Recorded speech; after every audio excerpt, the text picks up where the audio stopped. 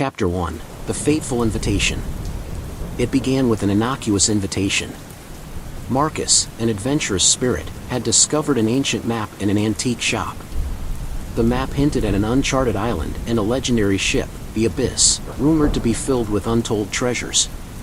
Eager to explore, Marcus convinced his friends, Sarah, Jake, Lily, and Ben, to join him on this daring adventure. "We could be the first to find the lost treasures of the Abyss," Marcus exclaimed, his eyes gleaming with excitement. Sarah, ever the pragmatist, raised an eyebrow. "And what about the rumors of the curse?" "Just that, rumors," Jake laughed, always the joker of the group. "Come on, it'll be fun." Lily, the intuitive artist, felt a shiver of apprehension but nodded in agreement. Ben, the skeptic, shrugged. "Fine, but if we find nothing but trouble, I'm blaming you, Marcus." With the decision made, they rented a small sailboat and set off to find the Abyss, unaware of the horrors that awaited them. Chapter 2. The Mysterious Ship. After days of sailing, they spotted it, the Abyss. The ship was an eerie sight, its once grand structure now weathered and covered in dark seaweed. The sails hung in tatters, and the air around it felt heavy with an unnatural stillness. "This is it," Marcus whispered, awestruck. The Abyss. As they approached, a thick fog rolled in, enveloping their sailboat. The temperature dropped, and an unsettling silence fell over the ocean. They anchored their boat and climbed aboard the Abyss, their excitement mingled with a growing sense of dread. The deck creaked under their weight, and the smell of decay filled the air. "It's like a ghost ship," Lily murmured, her voice barely above a whisper. "Maybe we should turn back," Ben suggested, unease creeping into his voice. "Nonsense," Marcus said firmly. "We've come this far. Let's explore." They ventured below deck, the darkness swallowing them as they descended. The narrow corridors seemed to close in around them, and the silence was punctuated only by their hesitant footsteps. Chapter 3. Unearthing the Curse. In the ship's hold, they found chests filled with gold coins, jewels, and ancient artifacts. "We're rich," Jake exclaimed, scooping up handfuls of treasure. But Sarah's attention was drawn to a dusty old journal lying on a crate. She opened it and began to read aloud. "Captain's log, 1723. We have found the cursed island. The treasures we took have brought nothing but doom. My crew is succumbing to madness. The ship is lost." Her voice trembled as she continued. "Beware the wrath of the sea witch. She cursed the ship and all who sail on her." As if on cue, the ship groaned, and the air grew colder. A sudden gust of wind extinguished their lantern, plunging them into darkness. "What was that?" Lily gasped, clutching Marcus's arm. Before anyone could respond, they heard it, a faint, melodic singing, echoing through the ship. The sound was hauntingly beautiful and terrifying at the same time. "We need to leave," Ben said, his voice shaking. "Now." But it was too late. The ship seemed to come alive, the walls closing in and the corridors shifting. They were trapped. Chapter 4. The First Night of Terror. They decided to camp in the captain's cabin, the only room with a functioning lock. As they settled in, the haunting melody continued to play, growing louder and more insistent. "What's causing that music?" Jake wondered aloud, his bravado fading. "It's the sea witch," Sarah said grimly. "The journal warned us." They huddled together, trying to stay calm. But sleep was elusive. In the dead of night, Marcus heard whispers, soft, unintelligible murmurs that seemed to come from the walls themselves. "Do you hear that?" he asked, but the others were too restless to notice. Suddenly, the door burst open, and a cold wind swept through the cabin. Marcus grabbed a lantern and shone it towards the door. Nothing. But the whispers grew louder, more urgent. "Everyone, wake up!" Marcus shouted. "Something's out there." They sprang to their feet, hearts pounding. The whispers turned into anguished cries, echoing through the ship. The walls seemed to pulsate with malevolent energy. "What do we do?" Lily cried, tears streaming down her face. "We find the source of the curse and end it," Marcus said with determination. It's the only way. Chapter 5, The Hunt for the Sea Witch. The next morning, they ventured deeper into the ship, searching for any clues that might help them break the curse. The atmosphere grew heavier, and the air felt thick with despair. They stumbled upon a hidden chamber, its walls lined with strange symbols and dark stains. In the center lay a tattered book, bound in human skin. "This must be it," Sarah said, picking it up with trembling hands. The book contained incantations and rituals, written in an ancient, arcane language. "We need to perform a ritual to summon the Sea Witch and banish her spirit," Sarah explained. As they prepared the ritual, the ship began to shake violently. The ghostly whispers returned, now a cacophony of anguished screams. The air grew frigid, and a dark mist seeped through the walls. "Let's get this over with," Ben said, his face pale. Sarah began to chant the incantation, her voice strong despite her fear. The mist thickened, swirling around them, and the temperature dropped further. The screams grew louder, deafening. Suddenly, a figure emerged from the mist, a ghostly woman with flowing hair and piercing eyes. "You dare summon me," she hissed, her voice echoing through the chamber. "We seek to end your curse," Sarah replied, her voice trembling but resolute. The Sea Witch laughed, a sound that sent shivers down their spines. "You cannot break the curse. You are doomed to join my crew, to sail the midnight sea for eternity." Chapter 6, A Battle of Wills. The Sea Witch lunged at them, her form shifting and twisting. The friends fought back, using the incantations from the book to ward her off. But she was powerful, and their strength was waning. "Keep chanting," Marcus yelled, trying to keep the witch at bay. The witch's eyes glowed with fury as she attacked them with dark magic. Shadows wrapped around their bodies, suffocating them.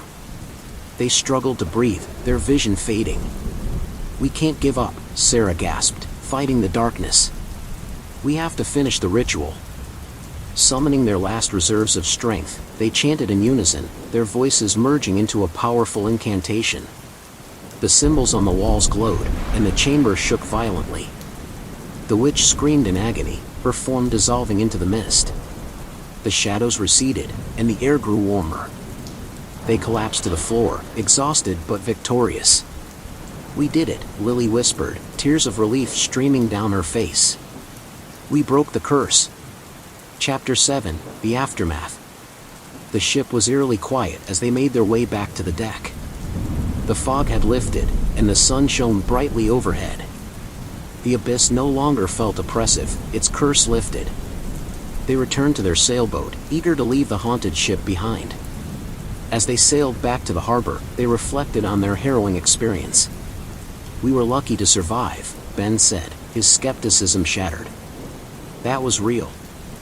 The curse, the Sea Witch, it was all real." Marcus nodded, his adventurous spirit tempered by the ordeal. "We faced our fears and came out stronger. But we should never forget the lessons we've learned." Lily, gazing at the horizon, said, "We were brought together by this journey. It tested our friendship and our courage. And we emerged victorious." As they reached the safety of the harbor, they knew their lives would never be the same. They had faced the darkness of the abyss and lived to tell the tale. The legend of the cursed ship would live on, but they would remember it as a testament to their strength, unity, and the power of the human spirit in the face of unimaginable horror. Chapter 8, The Unseen Consequences. Back on solid ground, the friends tried to return to their normal lives, but the memories of the abyss lingered like a shadow. They couldn't shake the feeling that they had brought something back with them. Strange occurrences began to plague them, cold drafts in their homes, whispers in the night, and shadows that moved on their own. One night, Marcus woke up drenched in sweat, haunted by a recurring nightmare. In it, he was back on the ship, surrounded by the ghostly crew. Their eyes were empty, and they reached out to him, begging for release. He called Sarah. "We need to meet. Something's not right." They gathered at Marcus's apartment, tension hanging in the air. "I've been hearing whispers," Lily admitted, her voice shaking. "And I keep seeing shadows out of the corner of my eye." Ben nodded. "Same here. It's like we're still being watched. Sarah, who had been reading more about curses and supernatural lore, sighed. I think we might have unfinished business with the abyss. The witch may be gone, but the spirits of the crew still need to be put to rest. Chapter 9, Returning to the Abyss. Despite their fear, they knew they had to return to the abyss. They couldn't live with the constant haunting. They prepared as best they could, gathering protective charms and researching rituals to appease the spirits. As they sailed back to the location of the abyss, the ocean seemed to reflect their unease, the waters darker and more foreboding than before. The ship appeared through the fog, looking more menacing in the moonlight. This time, we finish it for good, Marcus said, steeling himself.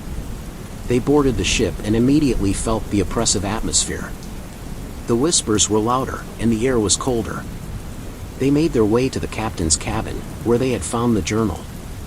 Sarah read aloud from a new passage they had discovered.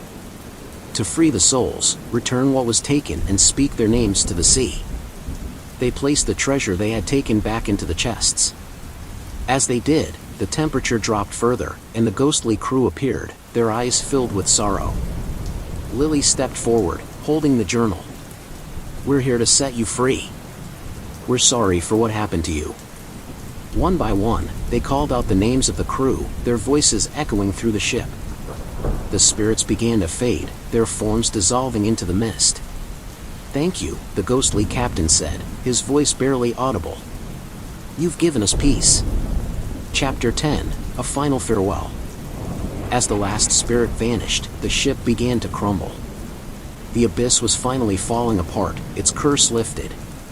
They hurried back to their sailboat, watching as the cursed ship sank into the depths, taking its dark history with it. Back on their boat, the friends felt a sense of relief and closure. The whispers had stopped, and the shadows no longer moved. They had done it, they had freed the souls trapped on the abyss. They returned to the harbor, feeling lighter than they had in weeks. It's really over, Ben said, a smile breaking across his face. Marcus nodded, feeling a weight lift off his shoulders. We did what we had to. We honored their memories and set them free. As they walked away from the harbor, they knew they would always be connected by this extraordinary experience. They had faced unimaginable horrors, but they had also shown incredible bravery and resilience. The legend of the abyss would live on, but now it was a story of redemption and the enduring strength of the human spirit. They had conquered the darkness and emerged victorious, forever changed by the journey they had undertaken together. Chapter 11, New Beginnings. With the curse of the abyss behind them, the friends found new appreciation for life. They had faced death and darkness and come out stronger. Each of them pursued their passions with renewed vigor, knowing that they could overcome any challenge. Marcus used his experience to write a book, sharing their harrowing journey and the lessons they learned. It became a bestseller, inspiring others to face their fears and embrace the unknown.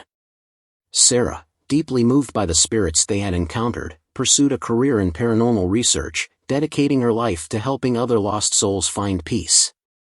Jake, always the joker, turned his storytelling into a successful career in entertainment, sharing their adventures through a popular podcast that captivated audiences around the world. Lily's art took on new depth and meaning, her works reflecting the haunting beauty of their journey. She held exhibitions that moved people to tears, connecting them to the unseen world. Ben, the skeptic-turned-believer, started a foundation to explore and preserve historical sites, ensuring that the past would never be forgotten. Chapter 12, The Legacy of the Abyss. Years later, they reunited at a book signing for Marcus's latest novel. The bonds they had formed on the abyss remained strong, their friendship unbreakable. To us, Marcus toasted, lifting his glass. Into the abyss. They clinked glasses, their eyes reflecting the depth of their shared experience. They had faced the darkness together and emerged into the light, forever changed by the cursed ship and the souls they had freed. The legend of the abyss continued to inspire and intrigue, a testament to the enduring power of courage, friendship, and the unyielding human spirit. Don't forget to subscribe.